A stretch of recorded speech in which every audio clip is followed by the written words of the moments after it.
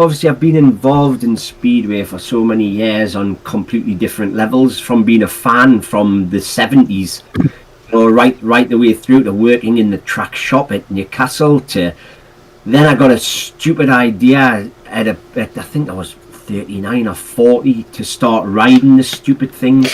That cost us several £1,000s, several broken bones, and yeah. And then I think I realised that probably embedded in the Scunthorpe fence at one spell, and thought, like, I'm sure I can get me kicks out of Speedway a different position to this. So, and I started managing the Redcar Cubs' team, which was a national Northern Development League. And then, I think Jade Mudgeway, I got on really well with Jade. Jade had been my manager in the Cubs when I was racing for them, so I've always got on with Mudge. I really like him.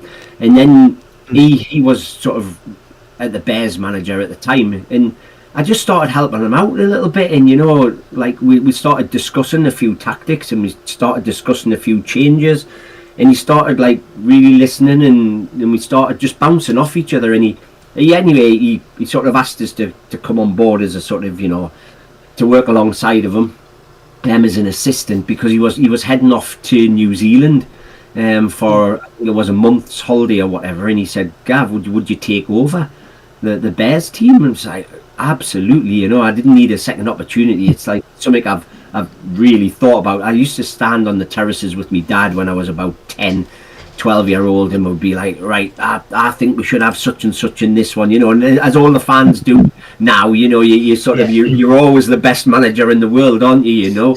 And it really spiraled, as I say, from the Jade thing. So I ended up taking over for a month when Jade went off to New Zealand. Won the pairs literally, I think, about the first or second week I was left on my own, which was incredible. Some managers never win like a national title, and I'd won the pairs, I think, in the second week of being manager on my own.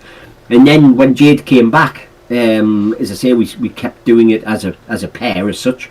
And then at the end of the season, he decided he wanted to step down, spend more time with his family. He's got two young boys, and he said, we're driving down to some meeting. I think I can remember. We're going one of the ones down south, and he told me and Jamie Swale as a promoter. I said, right, I'm not going to, end of the season is the final. I'm not wanting to be team manager next year. And I was a bit gutted. I was like, that means, the little partnership we had wouldn't come about. So then he said, well, I've found a good replacement.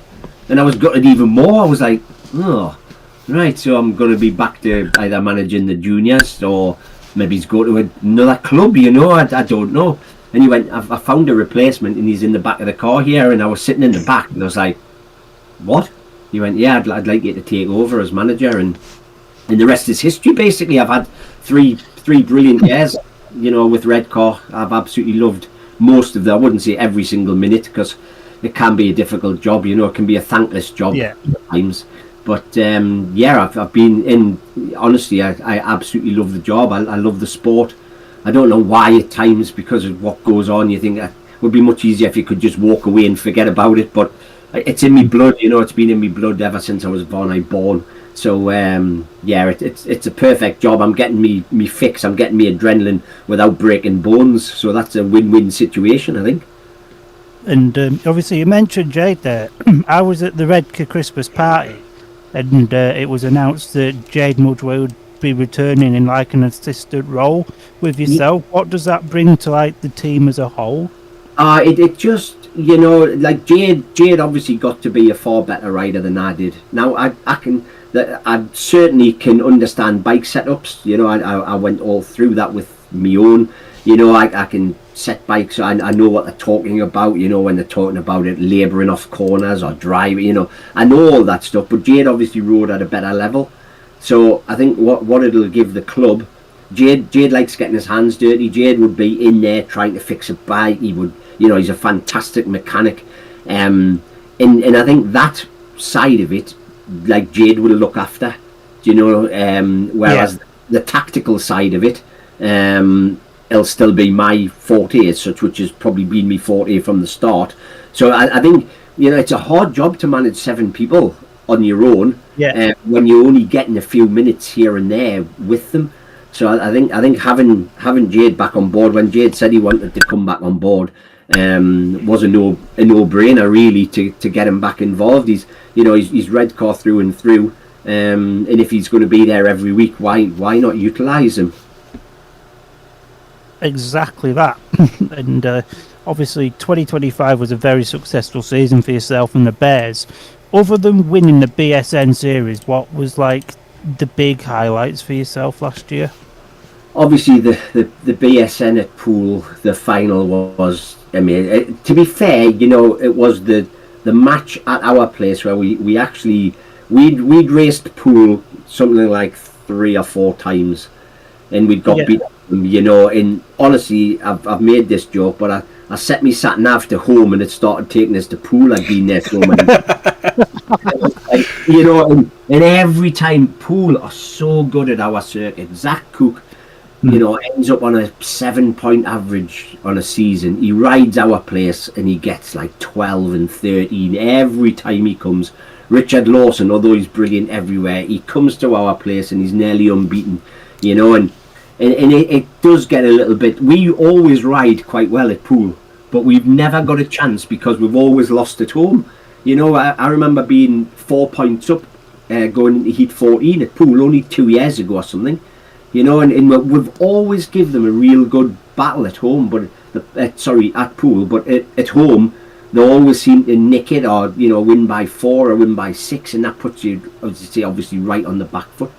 And then in the first leg we won obviously by 2 points, and that 2-point win just give us that belief, that we can go to Poole and we can do it. And on the night, we only obviously I had to end up getting 30 something guests last year because of what happened with Eric, and Jody getting injured as well.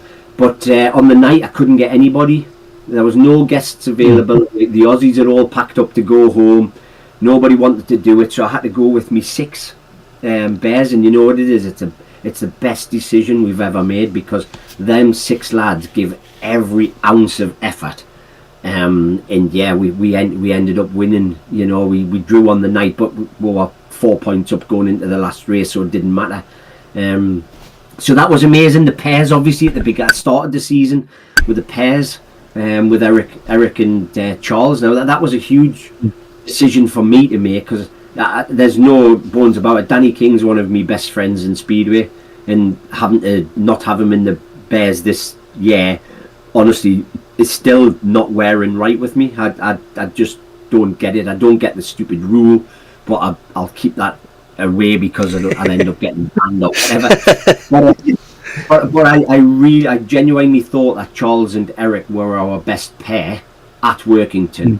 Eric had been there, he'd guested for Workington the year before and scored something like 14 as a guest, and he'd scored 12 on his other appearance. So it was awful that Danny, I think we were practicing at Workington. I think it was at Workington. We'd had like a team practice, and I took him for a walk, and we walked around because I wanted to tell him to his face. And I explained the situation. I explained that he wasn't happy, because he'd been a part of the team the year before when we finished second. And really, I don't know. It was a lovely position to be in, to have 3 top riders and only be able to pick 2. It was really difficult on the night, but I went with what I thought was correct, and as it happens, if we missed out in the semi-final or whatever, people would have probably been saying, you should have had Danny in or whatever, but it worked out and we ended up winning it. So we started off the season with a trophy, and then we ended it with a trophy. So we had a lot of ups, we had a few downs. The Eric saga was just horrendous for Eric, horrendous for us. As I say, out of 30 odd guests, that's probably about 70 or 80 phone calls, trying to get guests, and it's not easy. It's not easy at all. So it was certainly a season where I learned certainly a lot more about myself and about the sport. But as I said, it goes down, I think, in history as Redcar's most successful season of modern day era. So I'll take that. I'll take that on my CV, no problem. There's a couple of questions in the comments actually. First of all, Lisa Greaves asks, do you prefer being favourites for a trophy, or is it better to have less pressure on yourselves? Oh, it's absolutely better to be the underdogs. I think nobody on that night at Poole expected us to go there in sort of, hold on to that 2-point lead and win on the night. They had a huge stage set up and everything, and I think Danny Ford will even admit it was all for them to win the treble. Do you know what I mean? They expected to not walk it, because we do give them a good match at Poole every time, but they expected. I'm sure the little it had computer graphics along the front, and I think it probably was already written in treble winners or whatever. And I'm sure I heard him say at one time, "Go, how do you spell Redcar?" It had to be changed quite quickly, the graphics on the front, I think. But to be fair, if I was a betting man, you wouldn't have give us odds of, even in a 2-horse race. I bet you we would have been 25 to 1 or something to win that. But the guys just put it on the line, and Jody Scott on the night was absolutely a hero. They all were, and we rode a little bit of luck. Tobias Thompson crashed coming out of the last bend, which turned a 5-1 to them into a 3s each. And then I think, to be fair, the rain came a little bit. In the rain, our youngsters just got the bit between their teeth and got on, and some of the Poole lads didn't quite like it in the rain. They sort of went backwards a bit, where our young lads just fought right to the end. So, but to answer the question, yeah, definitely the underdogs takes the pressure off. I would say 100%. And you mentioned Jody Scott there. He obviously came in quite early on when Tom Spencer was released. What impact did that signing of Jody have with his relative sort of inexperience to an extent? It was a risk, but it was definitely a risk that paid off.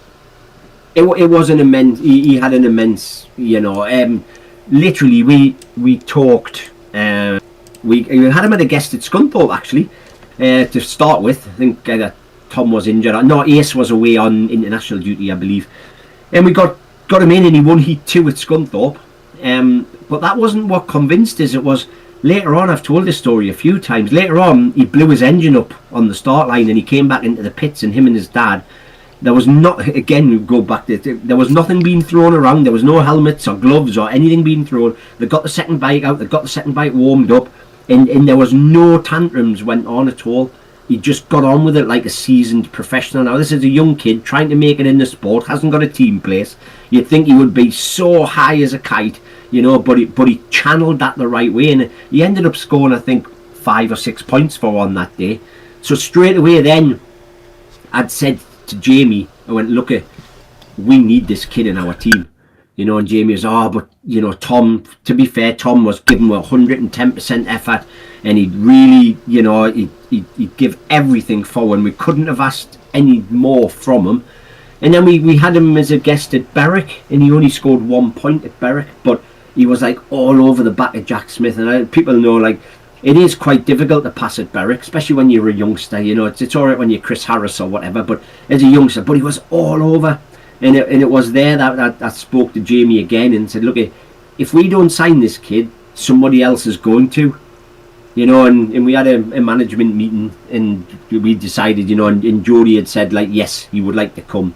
And then it was the awful thing of telling Tom, because, as I say, Tom had not done one thing wrong.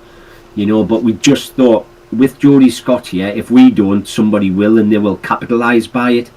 And then didn't he go to the British Under-19 at Glasgow on I think it was the Sunday or whatever it was, we just signed him, and he went there and he won his first 4 rides or something in Glasgow. Are you sure you've signed a contract? Are you sure because Glasgow would have had him like straight away. So, it was a pivotal moment of the season, and I genuinely, without sort of putting pressure on the kid, which we didn't all season, we just let him ride his bike. But he had a massive impact in our season on some of the meetings that we had, and especially, as I say, the cup final against Poole. Like, to be fair, the Oxford in the semi-final, when he crashed it at Oxford in Heat 14 and unfortunately got a concussion which ruled him out for 12 days. That was just through sheer determination. He had a perfect second place probably, but he was going to win by hook or by crook. Well, he was going to win or bin it, and unfortunately he did the second and he binned it. It cost with 12 days without him, bless him. But no, it was a huge signing for the season.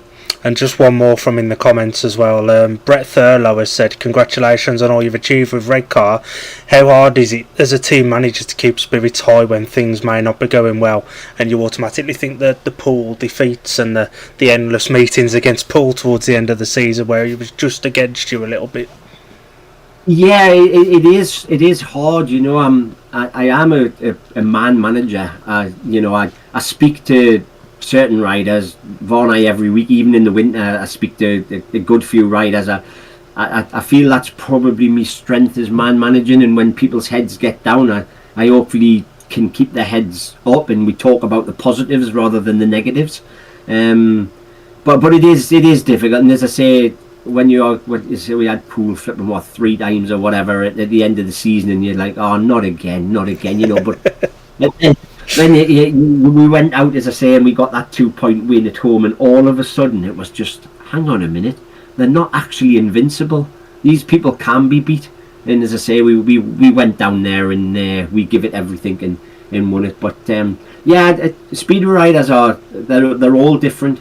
I spoke to you before we sort of went on air that somebody who needs an arm around them might not be, the other guy might need a kick up the backside. And I think the good managers in this sport, Stuart Dixon's my absolute. That's where I want to be. If I can get to what Stuart Dixon does as a manager, that would be my perfect. I think he's got the balance right. He shouts when he needs to shout, but he also puts an arm around people when he needs to.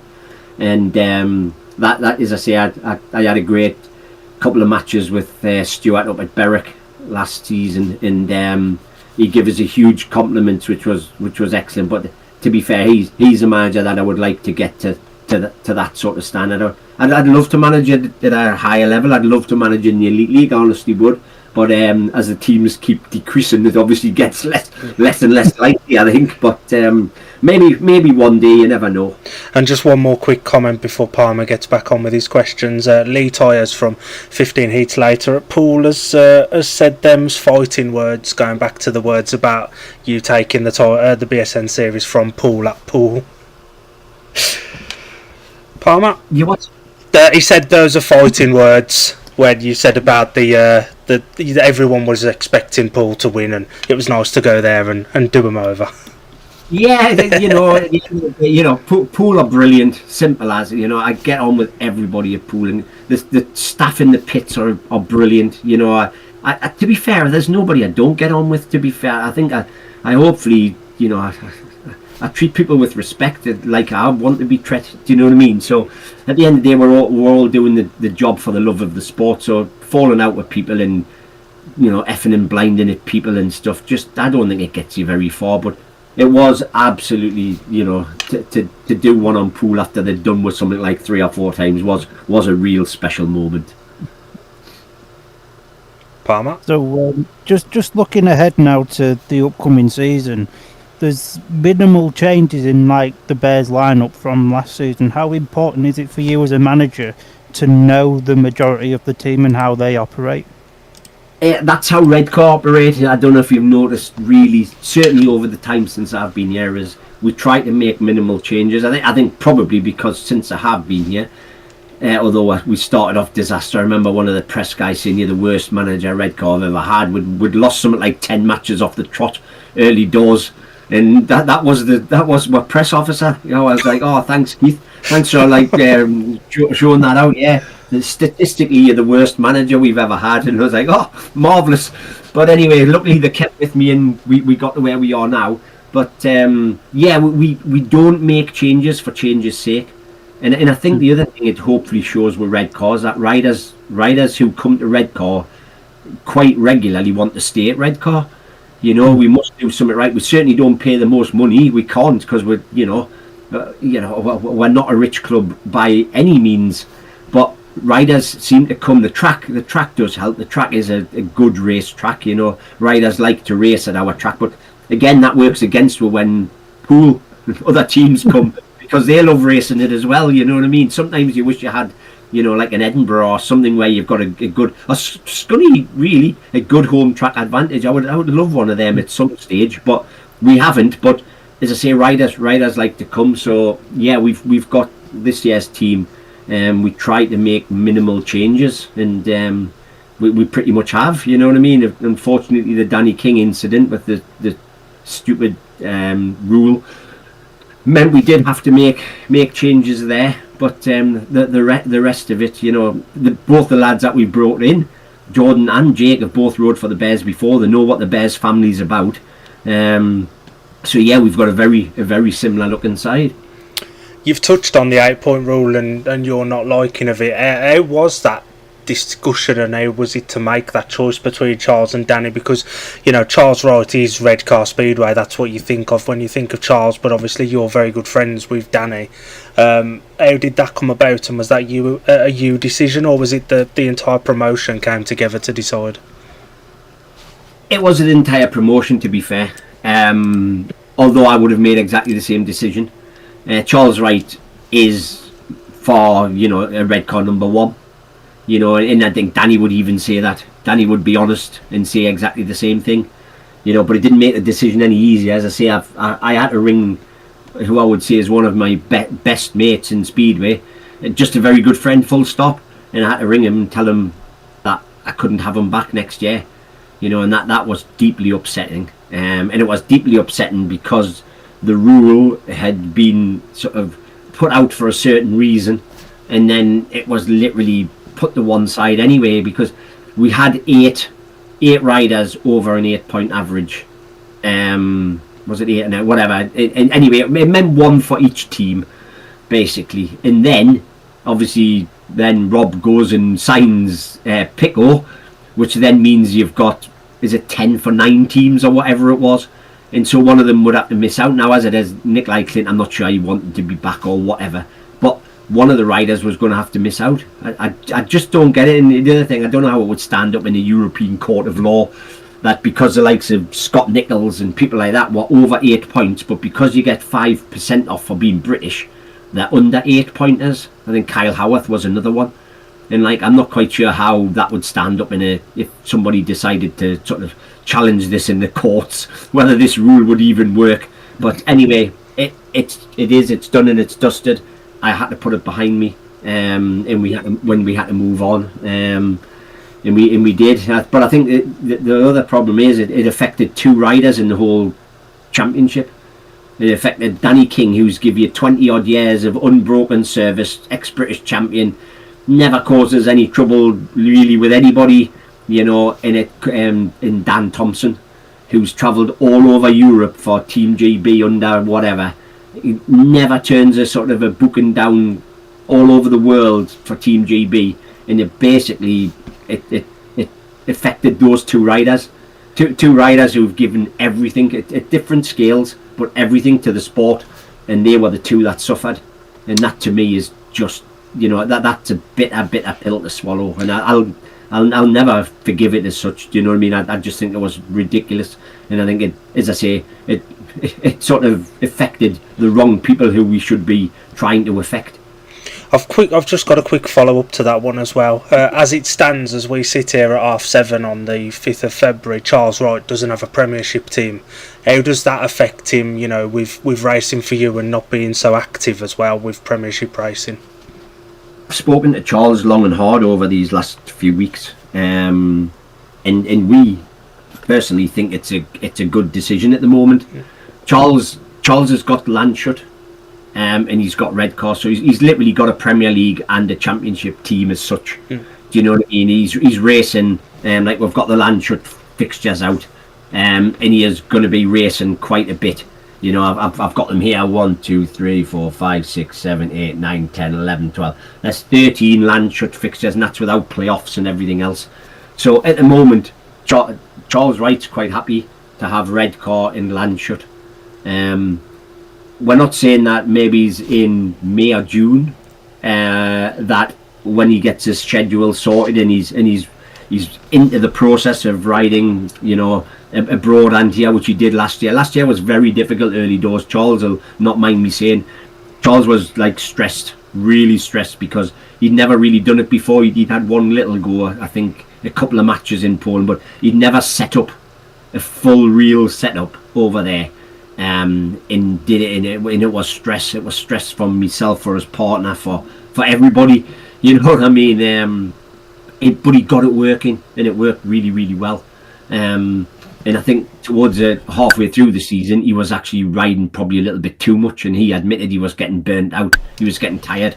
So I think don't forget, he's not a kid. He's 37 or whatever. So I think riding for Redcar and for Landshut, I think it would be a really nice balance. But that's not to say, as I say, if this sixth team does materialise, or if in June somebody gets injured or somebody drops, that he wouldn't settle in straight away. It's just I think for the beginning of the season, I'm not worried at all about them not riding in the big league. Palmer? So just looking ahead now, obviously to next season, obviously it's round the corner now.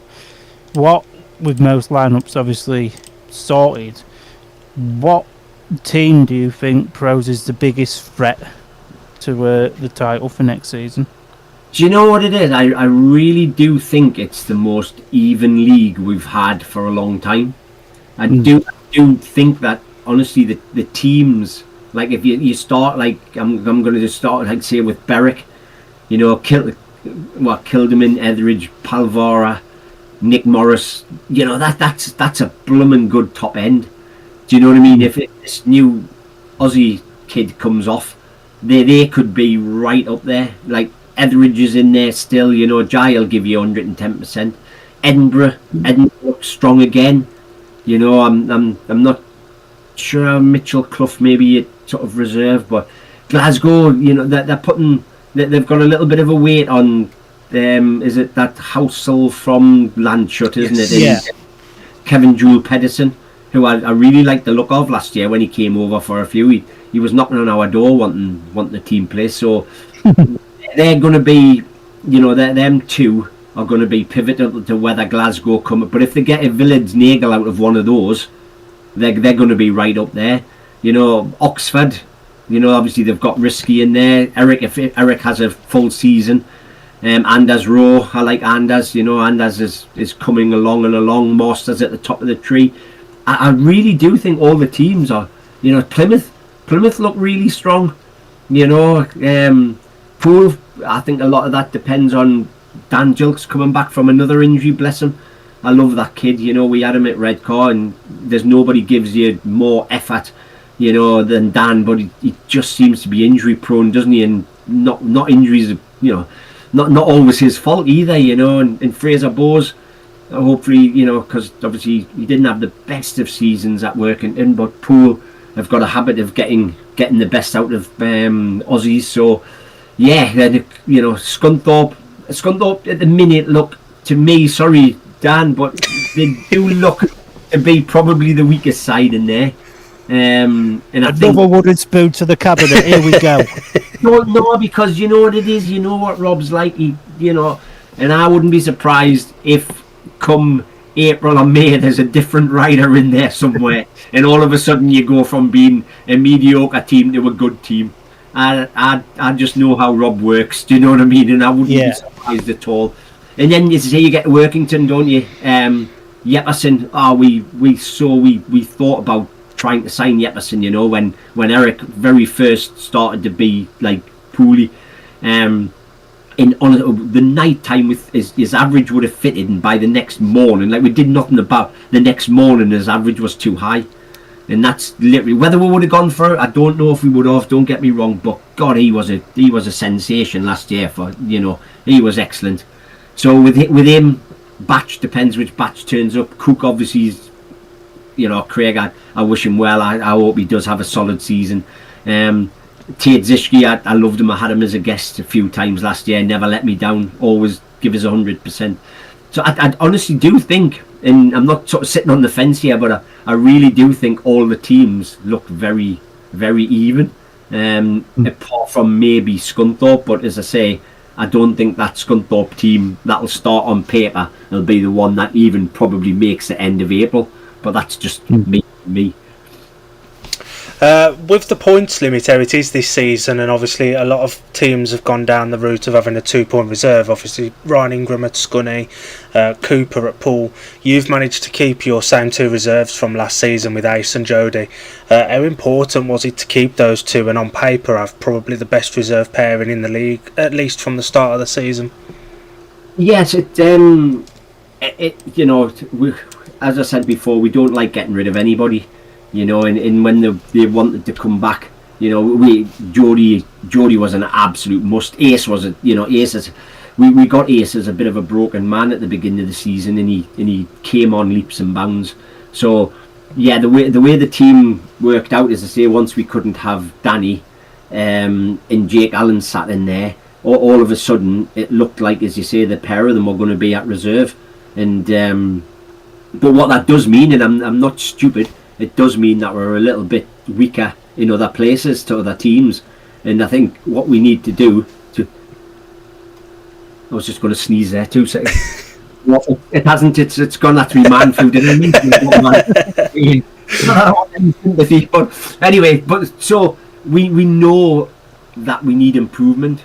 But when you look at sort of Mulford, Edwards, Jenkins, Piper, Scott, they've all got improvement in them. They're all young.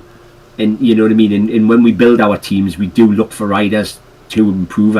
I genuinely think Jake Allen, like a season at Redcar, it's not, you know, his best season in the sport was when he rode for us. What was it, 4 years or 5 years ago? That was his best season ever in the sport, because he loves our track. We had him as a guest, you know. He loves our track, and I don't think we'll miss Danny King at home.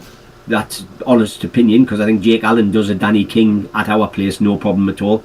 It's just whether Jake can then step it up away from home, maybe when he's feeling a bit more settled with the speedway and enjoying his speedway. We hopefully will get the Jake Allen, which can put points on his average as well. So that's six out of the 7 who can improve. Now, if they don't improve, we could be in a little bit of trouble. I'll be absolutely honest. But you don't go out thinking people can't. You know, you look at them, and like, even as you two as neutrals, you know, you look at Mulford, Jenkins, Ace, Scott, they're all, you know, on the way up, hopefully, and hopefully they haven't reached the top yet. That's the only worry, isn't it? You don't know when that plateau is going to come, but at the minute, none of them have shown that they've got better each season. So may hopefully, fingers crossed and everything, that it continues, and that could put we're right up there, you know. And me and Dan work with the Pipers on their social media stuff, and there's a general feeling from them as well that the Redcar and Pipers combination has benefited them considerably as well, and that goes under the radar. It's almost like a bit of a family feel. Absolutely. You know, Ace come, you know, like obviously with Theo and Carrie and Steen, you know, they come as a big package, and we make them all welcome. You know, everybody who comes, you know, Jody and Jody's dad, you know, that there, as you say, we are a huge family club. We really do look after everybody. We're all in it for the same thing. They're not just people there to get points. They're people as well. And yeah, I think, as I say, when we got Ace, he was pretty broken. To be fair, when we approached him and I asked him to ride, he wasn't even sure whether he wanted to ride. You know, but we got him in. To be fair, the first few matches of the season, he was pretty off the pace, you know, but we just told him to relax and enjoy riding your bike. By the end of the season, I had him about heat 10 coming. Oh, God, I can't get double figures tonight. I can't get double figures, and I think, Christ, this is from the kid that points for, like, you know what I mean? You know, you were just happy if you got 2. At the end of the season, he was gutted when he couldn't get more than 10. So that's what we built up. But you know, yeah, I'm going to take some of the credit, but that's the credit that goes to everybody at Redcar as well. Is that's the way people are treated. You know, we really do look after them, and that includes all the family that comes with them. We've got, you know, we've got people who, you know, give their garages up for bike washes. You know, there's, you know, Brian Turner, who manages the development team, and Stu Swales. You know, the lads are always around theirs with their bikes. Jake Mulford stays at Stu Swales' on a night before, so he doesn't have to travel all the way up from Norfolk. You know, there's just things like that people don't see, but actually it makes a huge difference to the club as a whole. Palmer? And I've got a lot of pals that are Bears fans, and they was very disappointed when Eric Riss was announced at joining Oxford. What was your initial thoughts when you found out? Eric always was there or thereabouts, but what you got to understand is, you know, and I have to be very sort of, you know, careful about what I say, because some things need to be kept private. But Eric he had a lot of fixtures last year. He was going to have a lot of fixtures last year. In that, basically, you know, affected his way with Redcar, like before his illness, actually. You know, and it was very tough. I'm not going to go much further into it. It was very tough, and then obviously his illness came around, and this is, I know it's heartbreaking for the lad, because I get on so well with him, but at the end of the day, this is the second time that he's come to Redcar, and we've been left in a pickle by no fault of his own, you know. And we just, you know, we felt as a club it would have been so much to take a risk again, you know. He has declared himself fully fit now, but, you know, we literally, when we were having to sort of lose Danny, the way the team was built, if we'd put Eric in, we would have had to release Mulford or Piper, you know. And then you think they're two up and coming lads who, you know, I don't think they deserve to be released. So, you know, it sort of made its decision on its own. Once we'd sort of gone down that road, but it was a tough decision, you know. And Redcar's a hero. Eric's a hero at Redcar. You know, he always will be. You know, that they absolutely idolise him. So, you know, I guess you stand by your decisions. And if Eric's got a 12-point average come June or July, and we're languishing at the bottom, you know, they're probably going to turn around and say, I told you so. But, you know, we do what we think's best for the club. Also, what you've got to think of is finances. In these top riders, as everybody knows, cost a lot of money. I'm not saying Eric's any more expensive than, say, Charles or Danny or whatever, but having three of them in the team last year would have been really, really difficult financial wise, because, you know, we get a decent support, but we don't, you know, we're certainly not getting 1,000 plus through the gate, nowhere near. So, you know, you've got to balance the books as well, you know, or there'll not be any speedway. We could run a team this year, but by the time it comes next year, we'd be bankrupt, and then there wouldn't be a speedway. So it's very difficult, you know. The fans all want their riders, but as I say, there's a few balls need juggling before you can put your team together. And obviously, you mentioned your fans. I personally think that you guys up at Redcar's got the best fan base in the country. And you know, do you feel, as a manager, the excitement that the supporters do as well?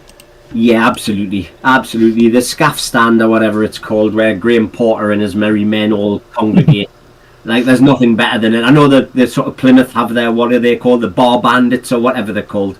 But genuinely, that scaff stand, it can be jumping, you know, and I mean literally jumping, when, you know, and the riders love it as well. You know, they're all waving their flags and chants, you know, they make, like, Porter makes up like football chants for all the riders and stuff, and it's brilliant, and as you say, it makes for a great atmosphere. And I think, you know, obviously I'm biased, but I would say it is one of the best atmospheres in Speedway. And last episode we obviously spoke to Jody, and he's in the really weird situation of having a Premiership team and a Championship team that have both got National League teams as well, but he went back for Oxford, stating that he wanted the different tracks, different shapes, different shales.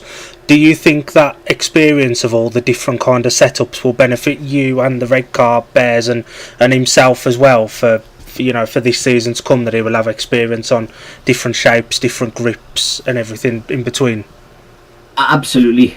You know, Jody and his dad are two of the most level-headed people that you'll get, and they think about everything, you know, and they ask advice, you know, all the time. they're not scared to not ask, you know. And yeah, I think it's ideal for him. You know what I mean? He's got 3 different home tracks, at 3 different levels. You know, and yeah, I cannot see it doing anything but benefiting Jody Scott, which hopefully in the meantime would mean that it benefits Redcar. I'd be very, very surprised if after the first month or couple of months that Jody Scott isn't in the main body of the team, to be fair. Palmer? And obviously, at Redcar, you run a National League team, and over the couple of years that you've run it, you've brought on some very, very good young riders. How important is it for Redcar as a club to have that backup option of running National League as well? Yeah, you know, we set about doing the National League to start with, like, and we tried to build a team with like 100% northeast based riders. You know, and unfortunately that's just impossible these days. There's not enough of them, which is like Speedway as a whole, isn't there? There's getting less and less riders. But you know, we genuinely, that was our aim. We weren't there to win titles like some of the teams. You know, some of the teams that people put out are just crazy. You know, they're paying above the, you know, we pay the rate that we're allowed to pay. You know, and some teams they're just buying leagues at the end of the day. But the development league's a lot more about developing riders for ourselves, you know. And we've put a team together this year, which you know, it's got Nathan Ablett in. Nathan came he came like knocking on my messenger anyway, saying, you know, he had a season back. He was getting, you know, coming back from injury. He had a team place organised in the championship, which then obviously came out to be Scunny. And he was desperate to also ride in the development league. So, you know, our average age this year is only 18 in the team, and that's a development team. I'm not saying there should be an age restriction. I'm saying that, you know, but there should be sort of some type of restriction about how many years you've rode or whatever it may be. Because somebody like myself, I started at 40, so to be fair, if I got to a level where I was good, I should be allowed to ride in the development league because I'm developing. You know what I mean? But if you've been riding for 15 years or whatever, and you're still riding in the development league, well, why not just call it the National League then, or the 3rd Division? You know, I don't quite get that sort of part of it. But yeah, I think our teams, hopefully, like, I had nothing obviously to do with it being built, but I think Jamie and Brian have put together a really competitive side this year. So the diehards who go along and watch them, you know, instead of seeing we get the wooden spoon the first year, and I think we just scraped on point difference or something, not getting it this year. I think next year, or this season as it is, I think we'll be a lot more competitive. And just a couple of questions to finish up on. First of all, obviously I used to be a Wolves fan. I used to go to Wolves talkings with CVS, and he used to talk about how he had 3, 4, 5 different team permutations on a table before deciding which way he'd go. How many did you have for your team this year, and how difficult is it to choose between them, and how much time does that take?